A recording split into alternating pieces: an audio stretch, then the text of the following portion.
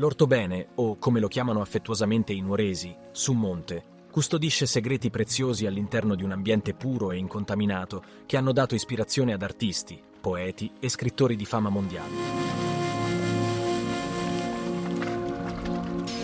Nella località nota come Mamudine, famosa per le sue leggende misteriose legate a un antico tesoro maledetto, si erge un imponente masso di granito che cattura l'attenzione di chiunque lo osservi.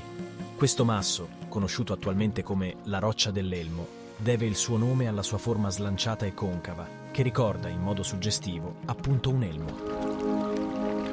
Ciò che rende questa roccia davvero straordinaria è però il suo equilibrio apparentemente instabile. Il masso poggia quasi in bilico su altre rocce più grandi, suscitando la fantasia di chiunque cerchi di comprendere come sia finito lì.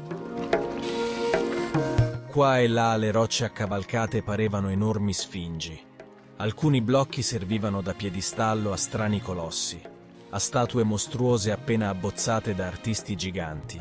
Altri davano l'idea di are, di idoli immani, di simulacri di tombe dove la fantasia popolare racchiude appunto quei ciclopi che in epoche ignote sovrapposero forse le rocce dell'orthobene.